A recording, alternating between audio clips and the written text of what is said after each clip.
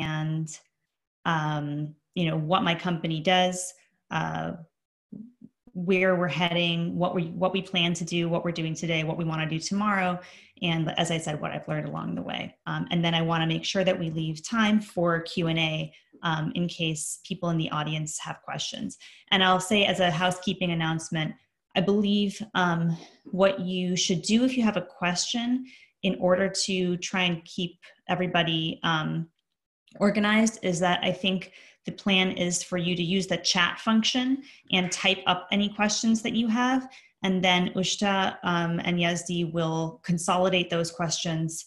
And then I will try and answer them at the end of the presentation. So as I go, if you have questions, just type them out and hit send, and we will get to them. So thank you again. I grew up in Boston, Massachusetts. My dad is a Parsi member of WZCC originally from Mumbai, Bombay, India. My mom is originally from Lahti in Finland. And so I'm a first generation American, like many people on the call, either they moved to the US or other countries, from India, to give their kids a better life or better opportunities, and to, take advantage of all the opportunities of America. That's certainly the environment that I grew up in. My dad is a Parsi. We grew up going to Zagba events, but we also went to a Hindu Vedanta church every Sunday. And so, I got a mixture of understanding different faiths. My mom was raised as a Lutheran, and is still technically a member of the Lutheran Church of Finland, although I don't think she practices that much anymore. But, I learned a lot about how all the different religions really are seeking the same thing, and we're all trying to get to enlightenment. And one of the tenets of Vedanta is that there's one truth, many paths, and one God with many names. And so, I always grew up learning to and thinking about bringing in different aspects of something that might seem very different, but actually has a very similar common goal, and looking at how diversity or differences can end up bringing strength to any situation. Growing up, my dad started his own company when I was 4 out of the first floor of our house. So I had parents who worked extremely hard. I was around very entrepreneurial environments. My dad was working 7 days a week. My mom used to teach night classes. They were certainly very driven in their own work, and they instilled that drive in my brother and me. So, they gave us all of the things that, parents would want to give their children. They gave us great educations. They made sure that we, academically excelled and got into good colleges. And supported, our extracurricular interests and activities, whether for me that was music and athletics on the rowing team. And so I got to college at age 18, with all of this stuff and this idea that, I can do whatever I want to do, and feeling very empowered and having had a very privileged life. But I didn't really know what direction I wanted to go in. I knew that people who are smart become doctors and lawyers, but I didn't think that either one of those was what I wanted to do. And I really struggled, I struggled to think about what I wanted to major in. And even once I picked a major, I struggled to think about what I wanted to actually do as a job after college. And my college career really had been a lot about rowing. I was a coxswain on the rowing team, and that was really what I cared about the most, more than academics, even though I was still making great grades, but that just wasn't what I cared about. So I defaulted into finance. It was something that it looked like, made a lot of money. I had a lot of friends who were going into finance, and I thought if they can do it, I can do it too. It seemed like a great place where I would get an education. The company I worked for, BlackRock, made a lot of investments in its analysts in terms of training us in Excel, training us in PowerPoint, training us on how to present to people and give meetings. So I said, okay, sure, I'll do that. But I couldn't really see myself in that same company, in 5 years. And I started to look around and sort of see where I was and what I was doing. And I felt like somehow it's just not right. I don't want to be I was living in New Jersey, which was great, but I wanted something more. I wanted something different. I wanted to feel like I was helping people somehow. And so I applied for a bunch of different jobs at age 24. One of them was to the Clinton Health Access Initiative. Another one was to Bain Consulting Group. I was also considering going back to grad school for environmental science. So I was kind of all over the map. I still didn't really know what I wanted to do. I just knew that it wasn't asset management probably. And so when I got this job offer at the Clinton Health Access Initiative, they told me, is there anywhere you wouldn't go? And I said, no, you can send me anywhere. And they said, great. We're sending you to Nigeria. And I said, where's Nigeria? So I would like to give you guys a quick poll to see how much the audience knows about Nigeria, because I really knew next to nothing about it when I moved there in 2008. So Yazdi, I don't know if you can set up the poll, but you can see on my screen, there are 4 options for which country Nigeria might be. Please take a guess. If you don't cheat, don't look at Google. I'd also like you to guess, what is the population of Nigeria is the second question. And then, what percentage, this is a comparison between Nigeria and India because many of us have roots or are still living in India. Just a kind of comparison, what's the difference between the poverty level in India and Nigeria? So I want to just gauge the audience and see how much you know. So while you're doing that, I'll say that, I spent, as Ushta said, I spent 4 years living in Nigeria, 2 years working only in the Nigerian Ministry of Health and with the Nigerian Ministry of Health, and 2 years working all over the continent.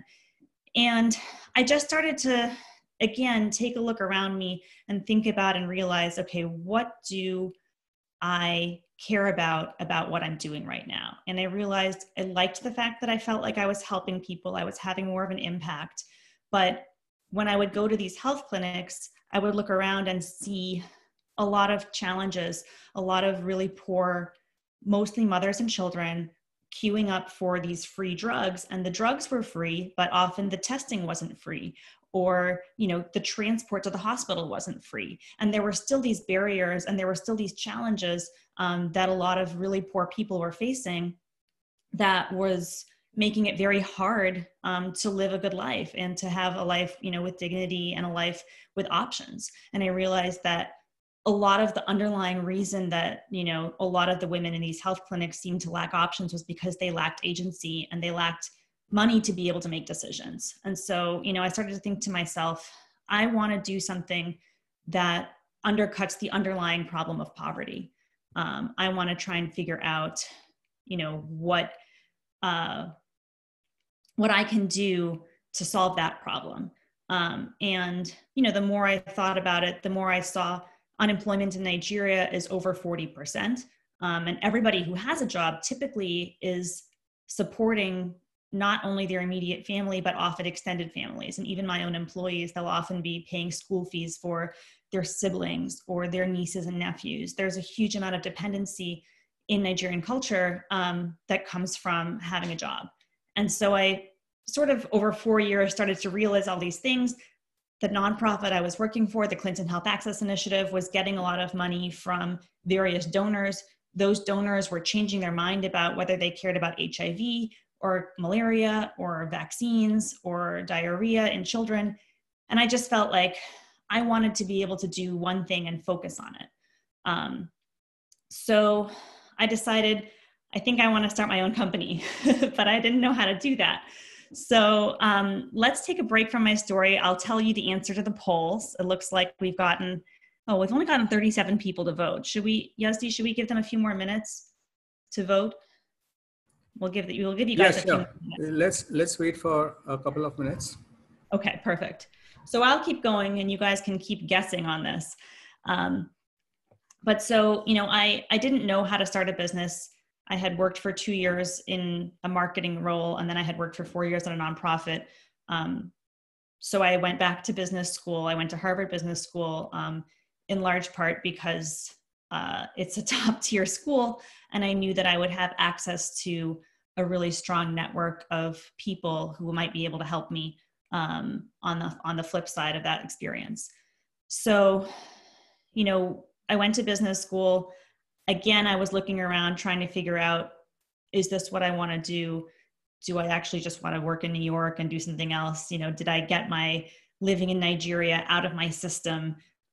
Or is this something that I actually really want to do? And it turned out that it was something I really wanted to do. So in my second year of business school, I started trying to put together this business idea. So what is the business idea? Well, let me explain it to you. Tomato Joss is a for-profit social enterprise. What is a social enterprise? A social enterprise Shall is we just look at the polls, please? Yeah, let's see.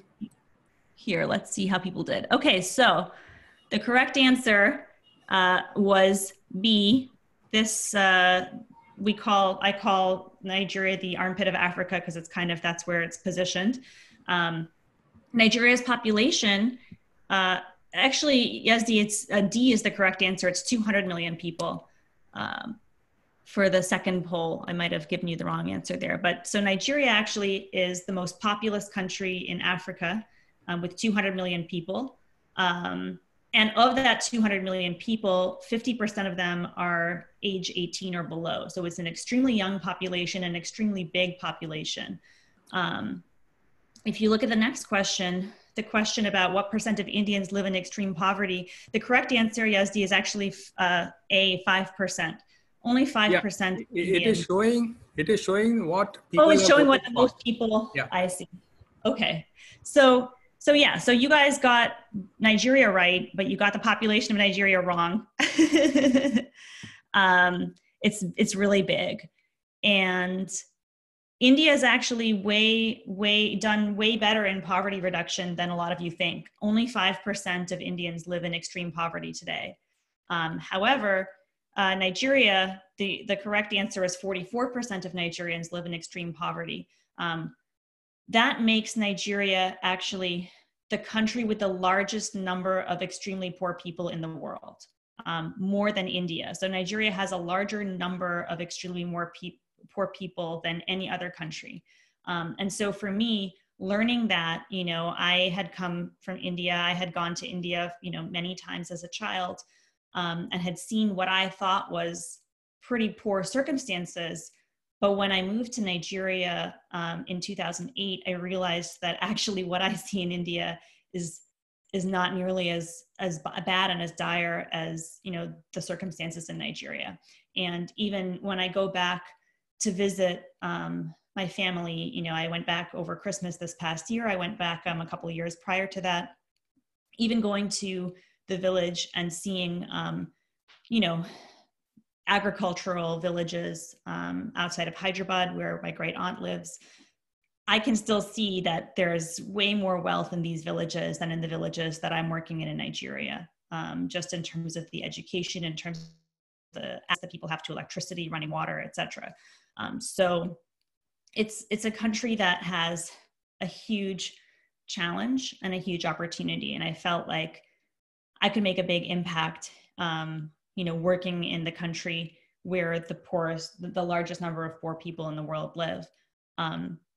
Moreover, Nigeria has a huge disparity in wealth. So along the coastal areas, which is where the oil is, in Lagos, Port Harcourt, you find much more wealth. But if you go to the northern part of Nigeria, where my company is located, that's really where the poverty lies.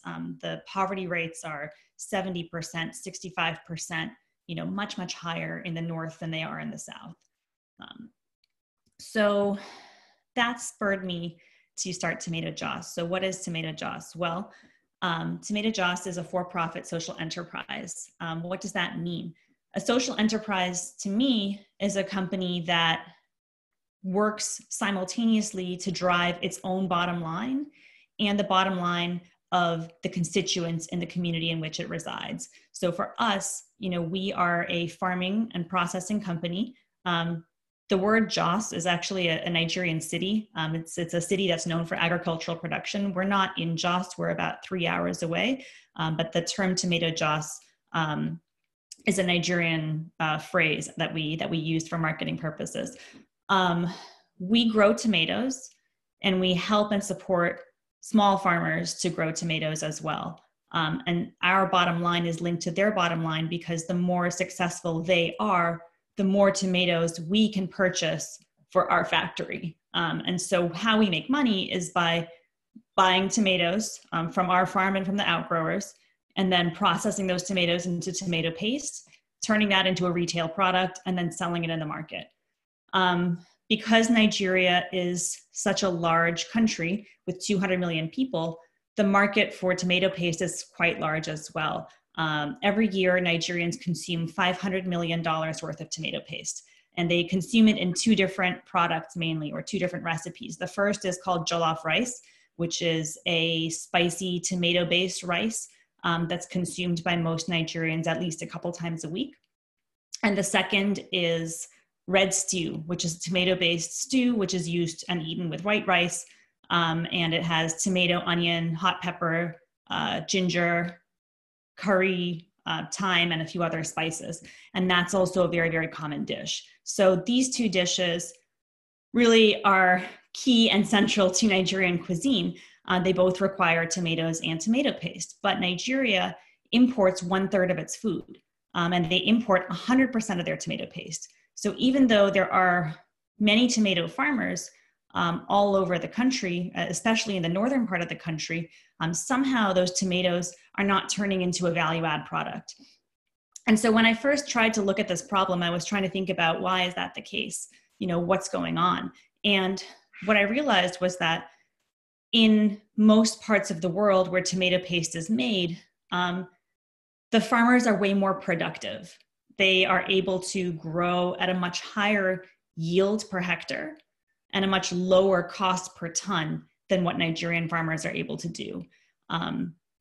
You know, I was very fortunate at Harvard to have the ability to make connections with a number of different players in the tomato paste industry. And so when I was doing research for this company, I flew to California and I asked a bunch of tomato processors out there, you know, how to get started and what I should do and what I should think about.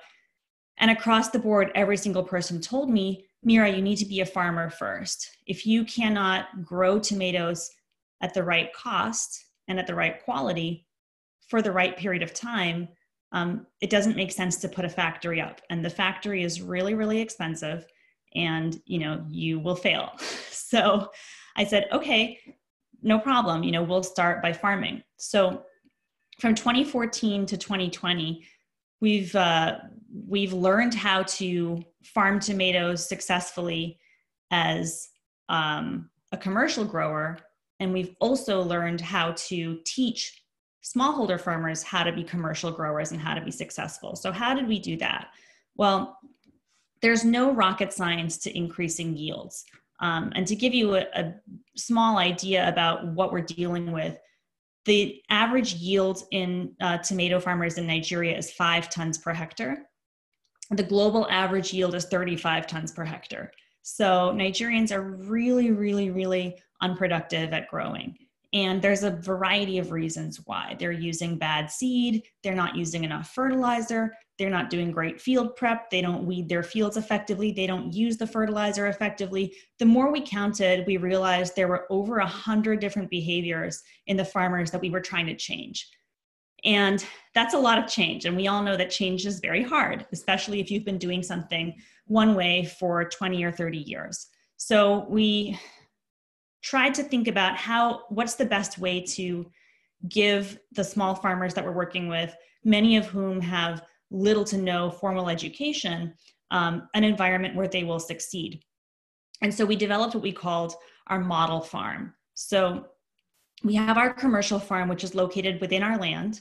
And then right next to the commercial farm, still inside our land, we have what we call our model farms, which is our land, but we invite farmers on to farm for us on that land with very, very close supervision. And we give them, at the beginning of the season, they sign a contract. And that contract says, we're going to give you this much fertilizer, this many seeds, this much chemical, this many classroom trainings, this many practical trainings, this many extension visits.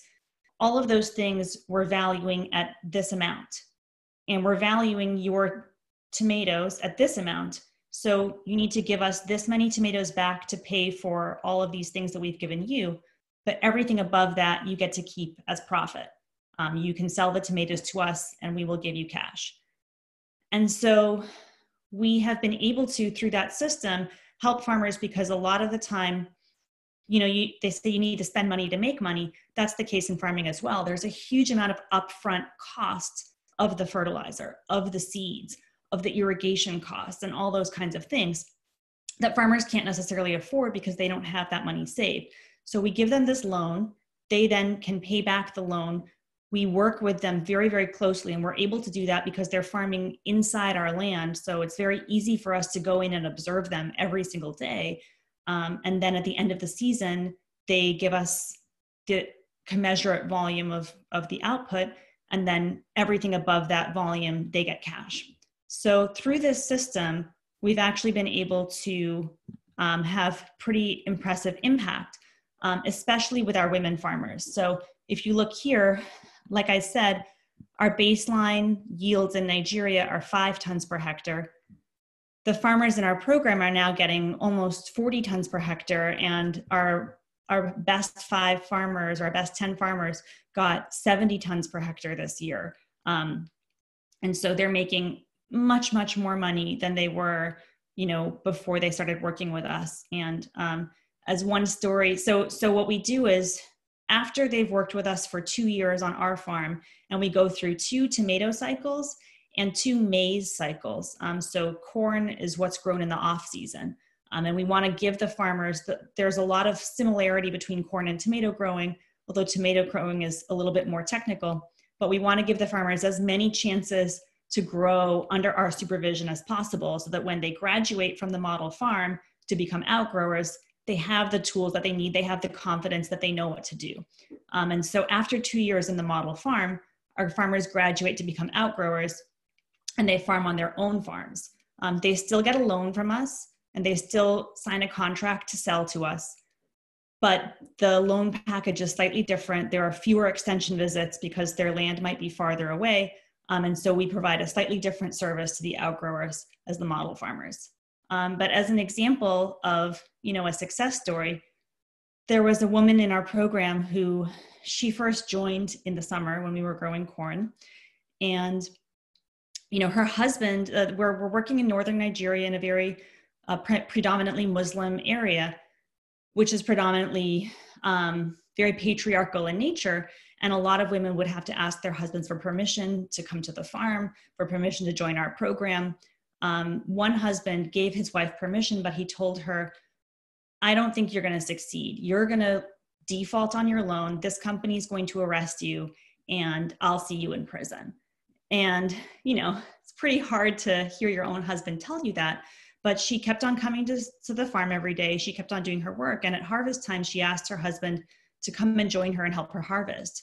And he was shocked to find that her corn harvest was about 3 times larger than his corn harvest on his own farm. And after that point, he changed his tune. He started saying, if my wife ever tells me she wants to go to the farm, I always let her go. Because he started to realize that she was actually bringing in value and money and resources into the family. And so, seeing that kind of impact, and seeing that we're getting women to, especially women, to be able to generate their own money, be able to make household decisions, be able to buy their kids' school uniforms or get their houses re-roofed, that's the impact that we've been trying to have. And it's really been great to see that impact in play.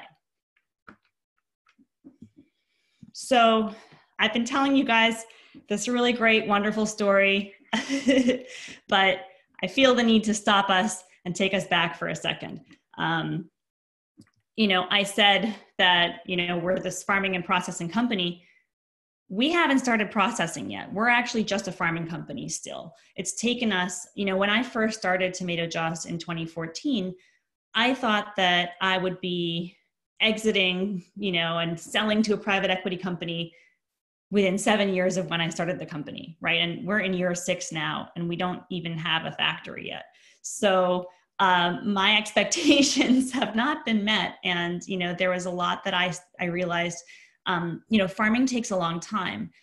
You learn something in the first year, And then you have to wait a whole year before you can apply that lesson because it's a seasonal thing. It's not like tech where the iterations can happen immediately.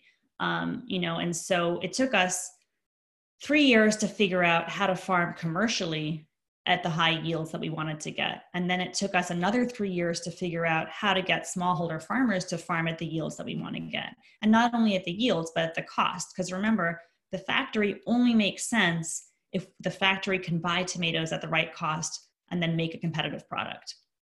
So we are very fortunate that within the last year, we've raised money for the factory. So, I've been singularly focused on getting our yields up, getting our cost of production down, creating a program that works for farmers, that is impactful for farmers, because that is what I would call the baseline foundation on top of which the factory can sit and successfully run. And so where we are today and where we hope to be tomorrow are significantly different. We're in the middle of a huge year of growth. We're planning to increase the land under cultivation by a factor of 5, give or take. We're planning to double the number of farmers in our program. Our goal is to continue increasing our yields. And then we're putting up a whole factory. So we're starting a whole new business unit. And this is really what will drive profitability for our company. We're not making a profit right now. We're not cash flow positive right now. We're a venture-backed company. So we have investors who have put money in that is sustaining the company, but we're not yet sustained by our own revenues. So we've ordered processing equipment from Italy. And as you can probably guess, there have been challenges because of the COVID-19 situation, which affected Italy quite hard. But because food production all over the world is considered essential, our supplier kept on working through the COVID crisis. They're getting ready to ship out the equipment. It should start to ship to Nigeria at the end of next month.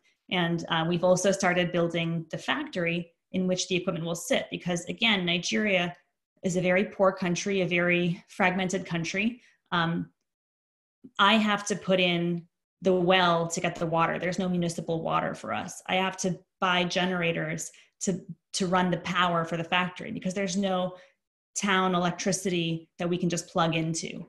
We're off the grid, and the grid only runs maybe 9 hours a day. So even if I was connected to the grid, it wouldn't provide enough power for my factory. So we're actually now building our own power systems, building our own water systems, building a physical factory, and bringing in all of this equipment to put inside the factory with the goal of commissioning that factory in February of next year, and then launching the product later this year around this time next year. So it's a very exciting time of growth for us. And this has been the goal all along. But in order to get to this point, we had to make sure that we had the raw material part sorted out, and that the social element of the business was fundamentally working well and in place. So I want to talk a little bit about how I've gotten this far. What are some of the main things that I've learned as an entrepreneur? The first is certainly to ask for help and seek help. My background is not in agronomy or in food production or in engineering. My major in college was community health, which is, epidemiology and sociology basically mixed together. So, I learned very early to ask people for help, and be genuine when you're asking for help, explain why you're asking, be specific, be concise, be respectful of other people's time, and be grateful for the support that they give you. And we could never have gotten this far if I hadn't asked at least 1,000, maybe 10,000 questions to so many different people who I knew and so many different people who I didn't know at the time. Like I said, I asked for a lot of help from other people in the tomato processing industry. I've asked for a lot of help and support from friends of mine in Nigeria, everything from how do I make this higher to what division of the ministry of what department do I go to get this permit? I relied very heavily on my former boss from the Clinton Foundation, from the Clinton Health Access Initiative. He was one of my first investors, and he sits on, my advisory committee. And he helped me significantly, just learning how to operate and work in an environment that's very different from the one I grew up in. So certainly not being afraid to say you don't know and asking for help, I think is really important. It's not going to make you worse off, and feeling dumb is a small price to pay. Similarly, know your business. When I first started Tomato Joss, I didn't really fully appreciate how much detail I would need to understand about every single different aspect of my business, how much I would need to understand about what the different types of fertilizer are and why they're important to apply at certain times of the plant's life cycle, how important irrigation is, and what kinds of irrigation is required for what type of plants, learning about soil structure, learning about all these different things. And now as we start processing, I'm learning about steam and, pressure and wastewater management and all of these things that I really, in my head before when I started the company, I didn't somehow think I would need to know that level of detail. But I think that the more you understand what your business does and what the dependencies are on your business, the more you can be strategic and manage risk. But at the same time, the next lesson learned for me was about investing in people. You can't do it all yourself. And you can't clone yourself, nor should you want to clone yourself, because I certainly have weaknesses and blind spots that I'm not even aware of. I used to have a really hard time letting go. Once I understood the details, I wanted to make sure that every single detail was perfect. But that is not conducive for growth. And so I realized investing in people means certainly paying decent wages, paying competitive wages, potentially giving access to equity for your team. It means investing in the people who are giving you money. Making sure that they know what's going on, that they have transparency, and that you're seeking their advice in areas where they can offer it, and that you're telling them, both the good news and the bad news as it happens, so that people aren't surprised. But within my team, it also means understanding that nobody's going to be exactly like me. I need to think about nobody's going to be perfect, right? I took over 4 years to find the person who now is running my finance and operations and back office work. And part of that was because I realized I needed to pay more for that position. But part of that was also that I realized I needed to think through what skill set I really want. How do I then hire for that skill set? How do I test somebody to see if they have that skill set? And then how do I understand what somebody's weaknesses and strengths are and put them in a position where they can really excel and where their strengths can really help the company. And, that means spending a huge amount of time with the people that you're hiring, bringing them on board, understanding what their values are, sharing what your values are, and creating that strong communication, and then starting to let go, which again, as somebody who has started the company from a 2-person or 3-person company to a 50-person company, it can be really hard to let go. But the only way you can grow is, each person is only able to do this much stuff. And so if you are trying to do this much stuff, but you have 50 people underneath you, they all need to be doing this much stuff for the company to be doing this much in total. And so letting go is a big part of that investment process. The next thing I think is staying focused. For me, I had pretty early on a lot of interest from other Nigerian companies, other African entrepreneurs, telling me, oh, I want you to work on growing palm oil in, South Nigeria. I want you to help me set up a greenhouse in Lagos. I want to run a tomato factory in Rwanda. There seemed like a lot of opportunities even today. This past week, the Central Bank of Nigeria came to my farm unannounced and told my guys in charge there, since I'm in the US right now, that they want us to grow enough seedlings, tomato seedlings, for 4,000 hectares of farmland this season, and that they're going to pay for everything up front. And, these opportunities sound great, but, you have to ask yourself, is this pulling me away from what I want to do? If I say yes to this, what am I then going to have to say no to? And I think, once you realize what it is you want to do, staying focused on that and making sure that you're trying to build a strategy around that is really important. And you have to learn a lot of the times when and how to say no gracefully, or say, maybe we'll revisit that later because it's not lined up with what our resources are geared towards right now, what our strategy is geared towards right now. And that also, I think, has been helped by the fact that we now have a formal board, that's helping me to make decisions, so that, we can all sort of move together. So related to that, the final point, for me is around sharing what you learn, both within the team, certainly with investors and, other followers of the company. And for me also, I'm trying to, figure out how to, give back or pay forward to other young people who want to get into something like this, and I think it can be really hard and intimidating. And a lot of the times, people don't really know what they want to do. And I think, sharing my story, sharing the fact that I didn't know what I wanted to do. And, it's okay to not know, and it's okay to sort of just try something, and see how it goes. That's really important. For me, as a non-Nigerian in Nigeria, one of the things that has been really inspiring for me is being able to connect with other young Nigerians, either from abroad or who have stayed in Nigeria the whole time, who want to make their country better, and who want to try and make a difference. There's a lot of challenges in the country today.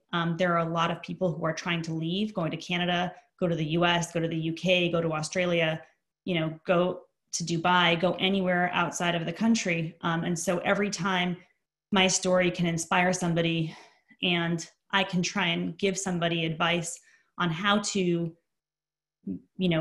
be in this area and make their own impact, that's something that, also brings value and joy to me.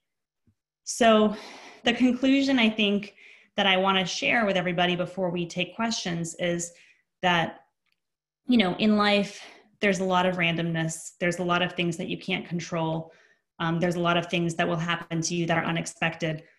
I think the first thing, and this goes back to, my dad, like I was saying, he is a Parsi and a Zoroastrian, but he's also been a big part of, has done a lot of reading of, various Hindu texts, including the Bhagavad Gita.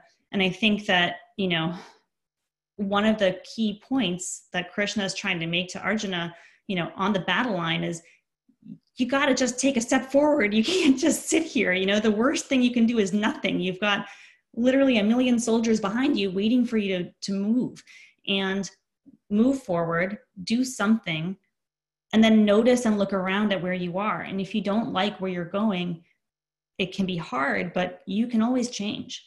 You can always change the direction that you're going in, and try and course correct and try and figure out, is this the way I want to go? Or do I want to go a little bit left? Or do I want to go a little bit right?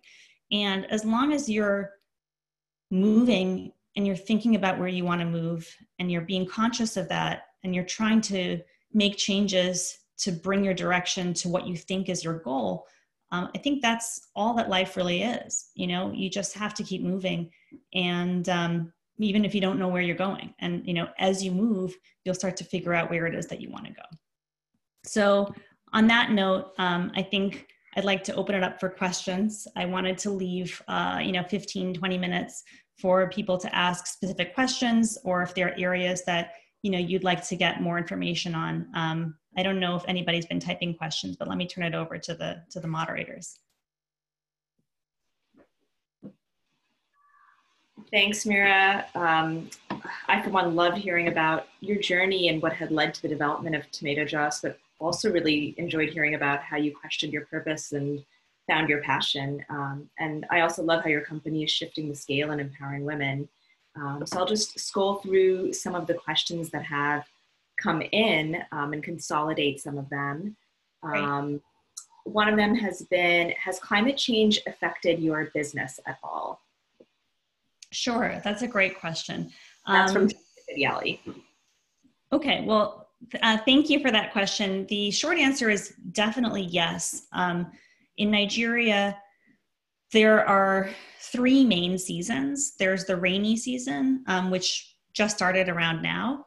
And that usually lasts from mid-May to sort of mid-September. And that's the time when most farmers are growing. Most farmers are rainy season farmers only, because the amount of land you can farm is much, much larger because you're only depending on the rain. So people farm rice, they farm corn, they farm some vegetables. A lot of the farming happens in the rainy season. And then in the dry season, the next season that happens is what we call the cold season, which in Nigeria, it's not cold compared to New England, but starting around November, December, we get the harmattan, which is this Sahara desert wind that blows down from the desert, and it sort of coats everything in this thin red dust, and the temperature ends up dropping down at night to low 60s, high 50s, where we are in the country, and in the daytime it'll be mid 80s. And that's actually a really great time for tomato growing. Tomatoes love cool nights and warm days, and that can help to increase yield if you can get your planting time right to get that cold season when you have your tomatoes in the ground. And then we transition to the hot season. The hot season is loosely from February through March, mid-April, and it is in Celsius, 40 degrees, 43 degrees during the day, and it maybe drops to 35, 32 at night. So in Fahrenheit, that's 100 plus degrees, 105 degrees during the day, maybe like 90 degrees at night. So it's really, really hot, and that can be a really hard environment for plants to thrive and grow in. One of the things that climate change is doing is that it's changing the patterns of when these seasons start and end. So Nigerian farmers used to know when the rain starts, it's going to continue going. What we've seen recently is that you'll see rain showers for 2 or 3 weeks, and then you'll see a gap for 2 or 3 weeks, and then you'll see rain again, and then you'll see a much more intense storm. So the storms will have more rain and more wind, but they will be fewer and farther between. And that really can affect negatively growth patterns for our farmers. Similarly, on the tomato side, the rains are ending much later, and that's making it hard for us to know, well, does that mean that the cold season is shorter? Or does that mean that the hot season is going to come later too? What does that actually mean for how we plant? So we're trying to be flexible. One of the things that we invest in a lot is our irrigation systems, and that gives us, and it gives our model farmers more flexibility. Even if the rain stops for a week or 2, we can irrigate. And in the dry season, irrigating can help the soil to be a little bit cooler. But certainly, there's a lot of concern. There's also a lot of desertification going on where, erosion is happening across the country. The Sahara Desert is sort of creeping lower and lower and lower towards Nigeria. And so we're trying to mitigate that with better irrigation systems, the use of manure, the use of organic matter. So there's a culture in Nigeria of slash and burn. At the end of the season, you just burn the corn stalks or the rice stalks to get rid of them. We're trying to help farmers invest in plowing that organic matter back into the soil to help make the soil a little bit more rich, and to help those kinds of things can help to increase resilience against climate change. But certainly it's a big issue. Great. Along the same lines, Kathleen Mystery had asked, is there any water shortage that you've experienced out there? So on the commercial farm, so when I first started, I wasn't on the land that I'm on today. I again asked for help, and I was very fortunate that a farmer in Nigeria who had a large farm that he wasn't fully utilizing told me I could farm on a corner of his land for free. In that land, we were confined to pumping water out of boreholes, and we didn't have enough water. A tomato field requires like 10,000 liters of water a day per hectare, which is a lot of water. And, we couldn't get that much water out of the ground. We moved to a location that's on edge of a dam. And so we now have for the commercial farm, the nucleus farm and the model farms, we've got a pumping station, an irrigation system that we've set up that is able to provide water year round. But the outgrower farmers really struggle with irrigation. It's a big challenge. A lot of the outgrowers don't have access to the same plot of land every year. So it's hard for them to invest in fixed irrigation structures like a well or something, because they don't know if they're going to pump there. So what they do is they get these pumping machines, and then they have to buy that machine, and then they have to buy plastic pipes to pump from their water source all the way to wherever their land is. And that can be quite expensive. So we've actually been trying to see if we can bring in other organizations to help finance some of those needs to help them get better access to water. But yeah, it's tough. A couple other questions along the lines of policy. What digital tech and changes in government policies do your farmers need? And that's from Burgess Godrej. And as well as, is there infrastructure and Wi-Fi in Nigeria? I felt those two questions kind of go hand in hand. Yeah. So Wi-Fi is certainly increasing, but it's not across the board. So where we are, there's very poor network. We recently, we bought like a network booster. Where I was initially, there was no internet at all.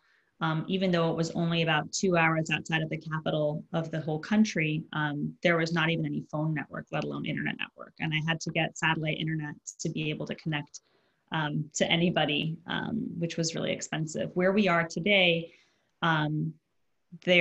we've got a satellite booster. We're trying to work with one of the telecoms to increase coverage in the area where we are, but there are huge amounts of totally blackout areas, especially across the northern part of the country, where there just isn't good internet or any internet at all. You know, we're running on Edge. I don't know if anybody remembers Edge, because we're now on 5G in the US, but before 5G, there was 4G LTE. Before LTE, there was 3G, and before 3G, there was Edge. And a lot of Nigeria is still running on Edge, unfortunately, or just GSM. So, you know, that definitely limits some of the tech that we can do. The other thing that limits the tech, though, is that, you know, we're working with farmers who don't necessarily have smartphones, don't necessarily know, you know, what to do with a smartphone if they have one. In Nigeria, if you look at internet usage, more than 80 or 85% of the internet usage that's done is on Facebook. There's not a lot of use of the internet for like education and learning. There's not a lot of knowledge around, you know, what is possible through the internet. What we have seen is that, you know, there are tech solutions that a lot of people want to employ. We're using some of them for data capture. But at the end of the day, you know, what I always say is you can't use an app to learn the piano. You still have to go to the piano and practice the piano. And farming is very similar, where, you know, you can read about what you should do all day long, but until you're in your field, feeling the soil, doing that activity, that triggers a different kind of learning that is, you know, a more practical type of learning that has to accompany whatever digital learning you're taking in. So we're using a combination, but a lot of what we've seen has been really helpful, has been that practical component where somebody's in your field with you, showing you exactly what it is that they want you to do physically, and you're getting that physical muscle memory of how to do it.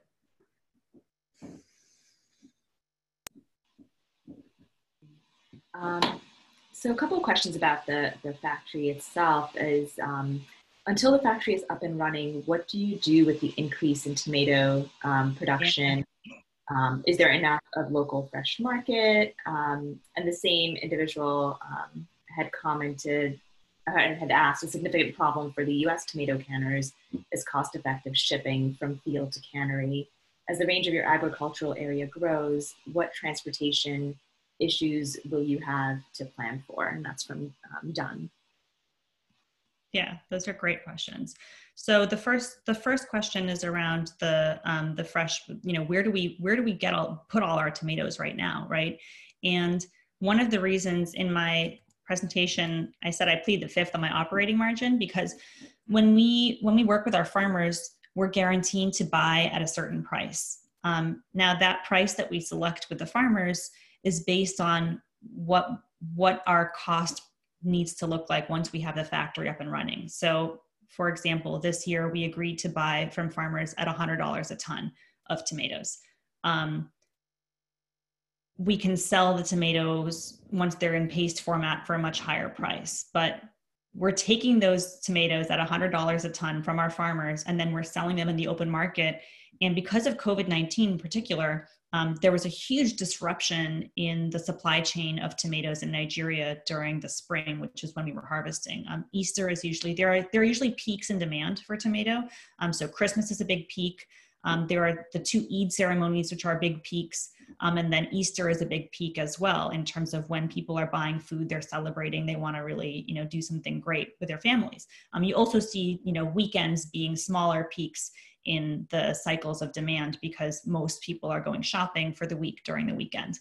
And a lot of people will buy food, blend it, freeze it if they have a freezer, and then hold on to it for the week. So you see these mini demands. They're really important because tomatoes are so perishable. So we've tried to match our harvesting schedules with when we know, supply is demand is going to peak. So we'll harvest every Tuesday so that by Thursday our tomatoes can get to the markets in Lagos, and then by Friday they can be sold and people will go and eat them on Saturday, Sunday.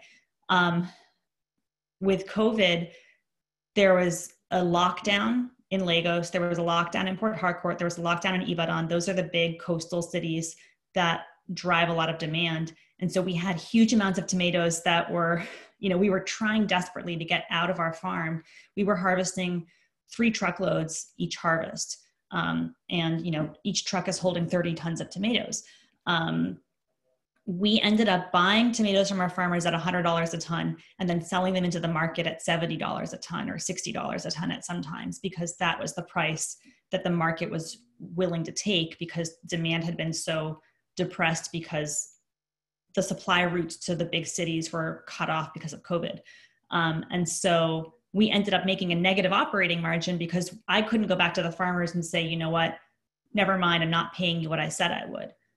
We want the farmers to trust us. We know that next year when we have a factory, we will be able to buy at that price and sustain it. So we sacrificed our own operating margin. We told our investors we were going to do this. And we ended up losing money on that, but gaining the trust in the farmers and gaining the ability to sort of keep them in our program. As we grow, definitely geography is really important. The roads in Nigeria are really bad. In California, you can have a factory that's 200 miles away from your tomato farm. In Nigeria, we're really localized in what we're doing. I don't want to be more than a 2-hour drive away from any farm that's supplying our factory. And so depending on how good the road is, that could mean we're 10 kilometers from a farm, or at the very highest end, maybe we're 50 to 60 kilometers away from that farm. But we have a much, much, much smaller radius of where we can draw from for our farm.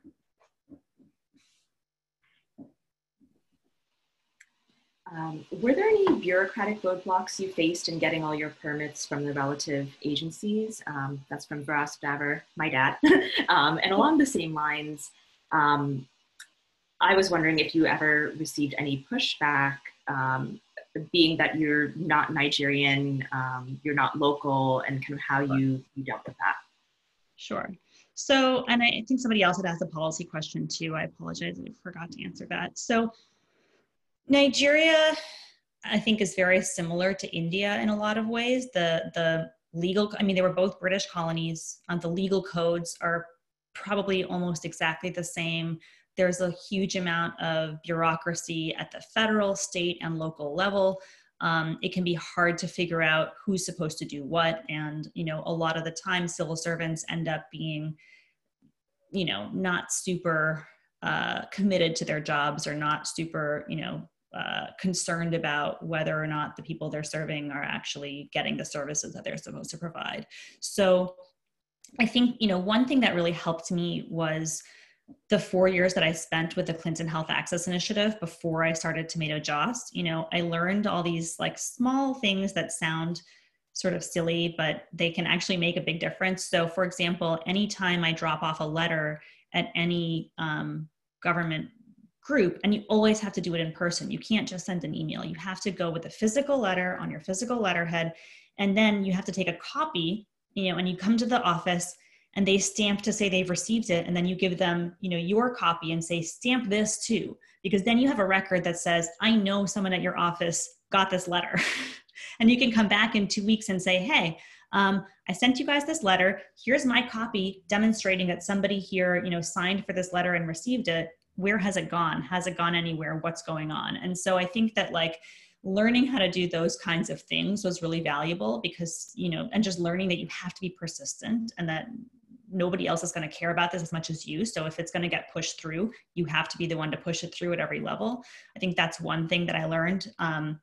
Another thing that I learned was that it's easier to say no 100% of the time than 99% of the time. So Nigeria has a reputation for corruption and bribery and things like that. And I learned pretty quickly, they have a saying in Nigeria that's like, oh, you're speaking too much English, which means why are you trying to be foreign? I'm asking you for a bribe, and I speak too much English all the time. I play completely dumb if somebody asks me something and they're like, oh, I want to see you. And I'm like, okay, you're seeing me right now. I use my foreignness as I know exactly what people are asking me for, but I'm going to play dumb because I find it easier to sort of maintain my integrity 100% of the time. If I slip one time and say, okay, fine, I'm going to give you this thing one time, just put my paper on the top of the pile for that guy to sign.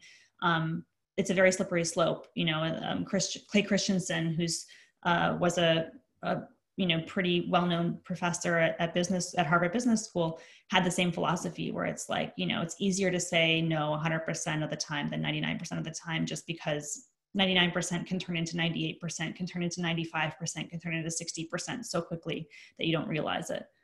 The second question, Ushta, you had another question too. About challenges I have faced as a foreigner. Exactly. Yeah. So I think I think that being white is helpful. There's an assumption that, Americans are going to be more honest. I don't know why that is or where that's come from, because I've certainly met a lot of dishonest Americans. But I know that if I were an unmarried Nigerian woman trying to do this same job and business, the focus on marriage is so important in Nigeria that I think I would have a lot harder time being taken seriously than I do. I think the fact that I'm foreign makes up for the fact that I'm a woman, if that makes sense. I'm so other and I'm so different that it's hard to categorize me. And I also, having now lived in Nigeria for basically 12 years, I have a pretty deep understanding of Nigerian politics, of Nigerian history, of Nigerian culture. And when I feel it's necessary to demonstrate how deep my understanding of the country runs, I can pull out those references, seemingly casually, and immediately, let people know that I know what I'm talking about. I know this country, and I'm here to stay. I'm not going anywhere. Along the lines of kind of women in general, can you discuss banking, and can women in Nigeria have their own bank accounts and their own names? I guess, yeah, I'll leave it at that question and go to the next question. Yeah. So where we are in Nigeria, I'm in a state called Kaduna State, which is in sort of the north central part of Nigeria. Technically, it's geopolitically the northwest. Banking is very, very limited, especially to women. Maybe one of the women we work with has a formal bank account in her own name, but the vast majority of them do not. They don't even, many women don't even have, where we are, their own cell phone. They have to share it with their husband, or they share with their family. So certainly, we've been trying to figure out how to improve banking services and get our farmers to be able to, save in a bank. One of the big challenges is that there are no rural banks. So the closest actual bank to where we are is probably a 30-minute drive away from where our farm is located, maybe a 40-minute drive away. Banks in Nigeria have a really hard time operating because everybody always wants to make withdrawals. Nobody ever wants to make deposits. And so it's really hard for them to sort of maintain that balance and figure out how to operate and function. Even in the city, even in Kaduna City, you'll find oftentimes ATMs will just be out of money, and nobody's gone to restock them. So the systems are really, really poor and in bad condition, even in the urban areas. They're much, much worse in the rural areas. So we've been trying to figure out alternative systems for how to support savings programs for our farmers, and how to get them into the banking system. Thanks. And then what is the total amount of farmers you currently employ, and what is the breakdown between women and men farmers? So also, to tie into that question, where do you, how do you find the farmers? Yeah. So I think it's this slide, we talk about our partner farmers and our full-time staff and our employment reach. So I can sort of break those numbers down for you. The partner farmers, we say 352. In terms of the farmers that are actually primary farmers with their own contracts with us, it's about 75 farmers that have entered into a contract with us. And then the rest of the farmers in that are like within their group, they're sort of like, they're doing labor alongside those farmers. So of the 75 contract holders, the farmers that are actually primary holding contracts, I think it's about this year, it was 30 women and 45 men as primary farmers. Now the secondary farmers, it's a mix. It's probably, because those are oftentimes, it can be family members, but sometimes it's also paid labor. Depending on what activity the farmer is doing on that day, they may hire women or men in different proportions. So for example, if you're doing fertilizer application, usually you'll hire men to do that. You'll have men to do that. It's a little bit more physically intensive. But if you're harvesting, you might hire more women because it requires a little bit more skill because you only want to pick the red fruits. You don't want to stamp all over the field.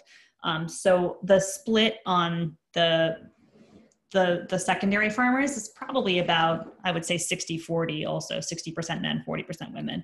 Our full-time staff, those are Tomato Joss employees. Those are the guys, we have a sales team, we have warehousing, we have a maintenance team, we have the tractor drivers, we have the guys that run our commercial farm, our smallholder team.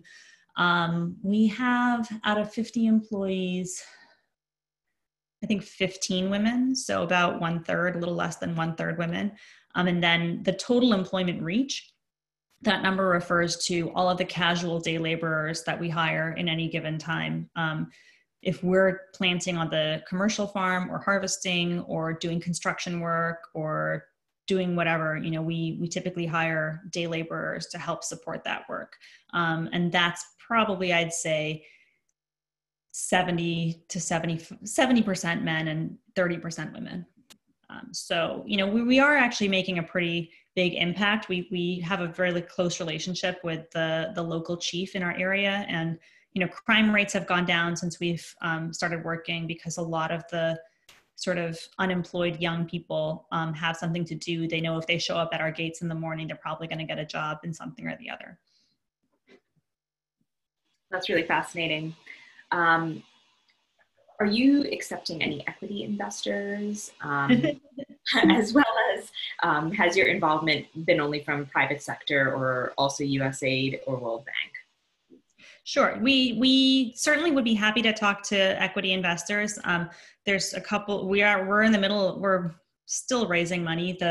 We raised recently $3.9 million, but $3 million of that dollars is going just to the Italian factory equipment. And then we have to still build the factory and buy the generators and have money to survive and pay for inputs and things like that. So we're still raising just under $500,000 right now. There's depending on the investment amount that people are interested in, they can invest directly in Tomato Joss, or they can invest through an SPV that one of our investors has set up. So if people are interested in that, I'm happy to connect them to, I'm happy to talk offline about that. I've been really bad at raising grant money. And part of the reason for that is that, one of the questions that somebody asked was about the geographic concentration, right? We have to source our tomatoes from a relatively small geographic area. USAID and a lot of like Rockefeller Foundation, a lot of these big money, big check writing donors want to see an intervention that will reach 10,000 farmers and cover the whole country and, be active in at least 12 states. And I'm like, we're social and we're an enterprise. And the enterprise part of what I'm doing means that we need to make it make sense for us.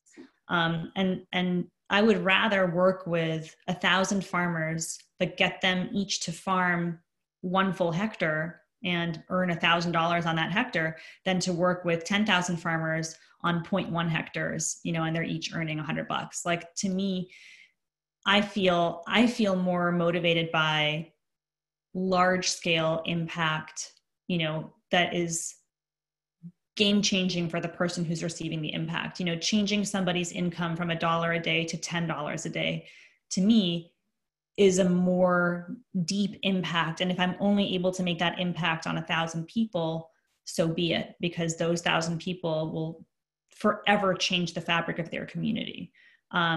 Whereas USAID is usually more interested in like, oh, just say you intervened in 10,000 farmers' lives and we'll write you this check. And I'm like, well, again, with like my integrity, like I can't write that grant because I know I'm not going to do that thing. So we've sucked at getting grant money, but we're trying to work, we're trying to find, just the way that we found investors who've believed in our mission. I'm trying to work to find, grant makers who also believe in our mission, and who, will be willing to see things in our way and be willing to accept our definition of what impact is. Yeah, I think that speaks a lot to what you were mentioning earlier about keeping your focus on what it is that you really want to accomplish. Definitely. So do you find yourself getting involved in any feminist issues such as child marriage or other social issues because of the women you're empowering economically? And that's from Spenta. So I'm trying to figure out how to do that, because there's certainly, we've had issues. So let me give you an example. We harvested this year, we were harvesting, like I said, 90 tons, 100 tons a day. That requires, in one single day, 400 people to be on your fields picking tomatoes at the same time. So when we would have these crazy, huge bonanza days where like the whole village basically shows up, and I've got investors who care about child labor. So I'm trying to like be on the field being like, that person's too small, get her off the field, like she can't work here. And they're like, but she's already a mother. And I'm like, oh my gosh, she looks like she's 15, maybe 12, I don't care if she's a mom, they're like, but she's a grown-up, she's married. And I'm like, this is not good, so we're trying to figure out, I'm trying to figure out how to be empowering without disrupting the fabric of the community so much that we get major pushback. One of the challenges, one of the reasons I want to really bring more women farmers into the program is because the impact is much, much greater with women. So we're in a Muslim community. It's a polygamous community. There's actually a notice in the northern part of Nigeria, after the corn season, which is the main production season, after the rainy season, every October, November, you see most farmers selling their corn. That corresponds with a jump in mattress sales, because most farmers, many male farmers, will celebrate their harvests by marrying a new wife. And, whereas many women farmers will celebrate the harvest by like re-roofing their house or, buying some, putting their kid in a private school.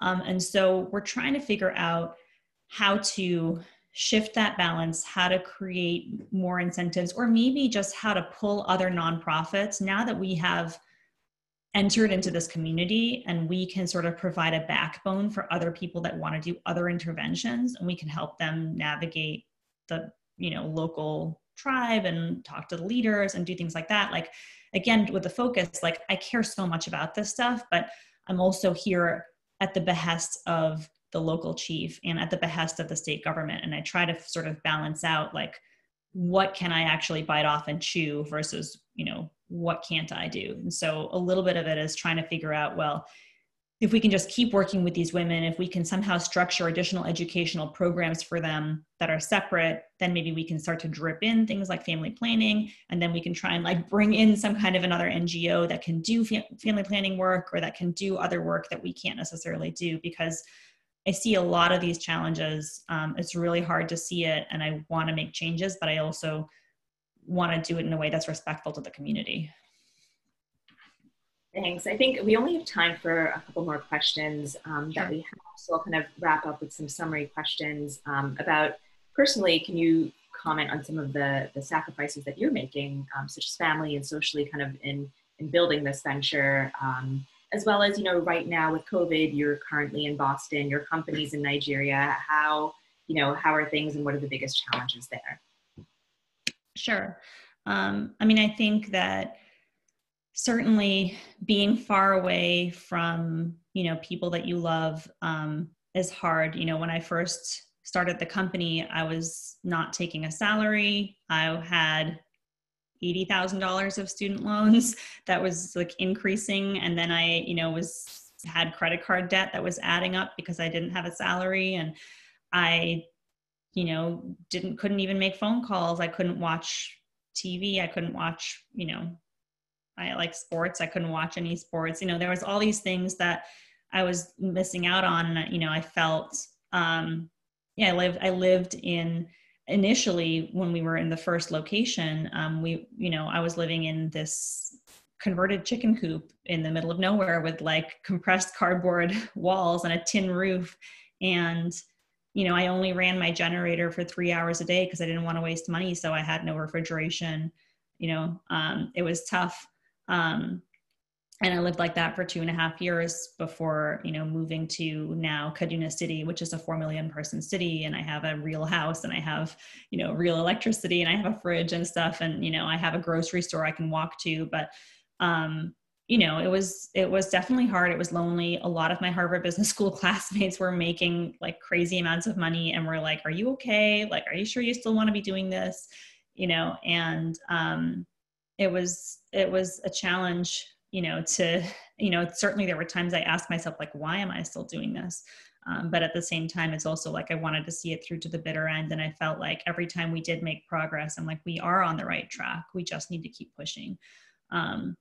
And so I think, as we've gotten more funding, as we've gotten more success, I've tried to find ways to balance out my time in Nigeria versus my time, in the US with my family, trying to remember like what things I like to do outside of work and then actually create time to do them.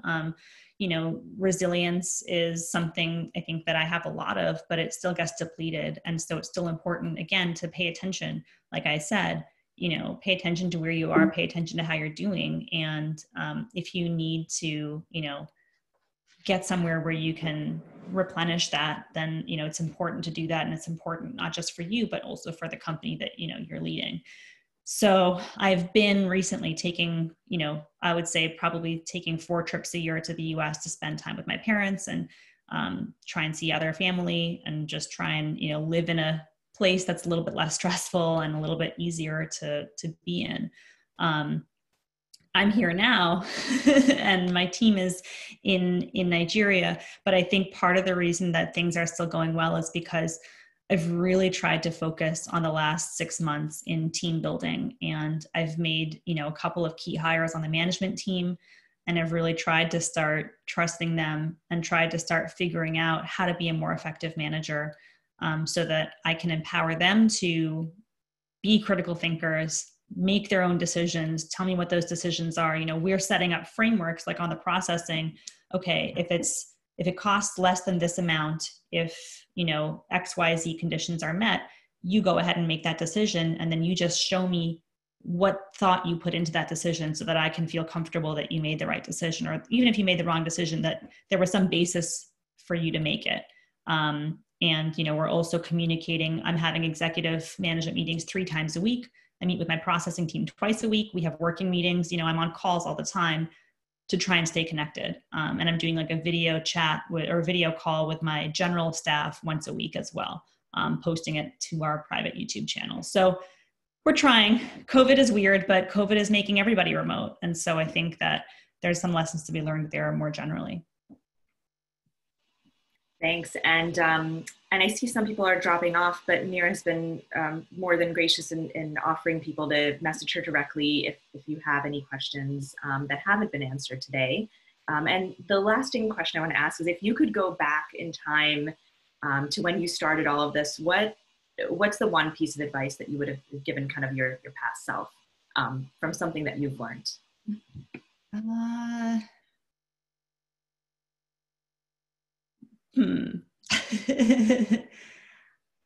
I think done is better than perfect.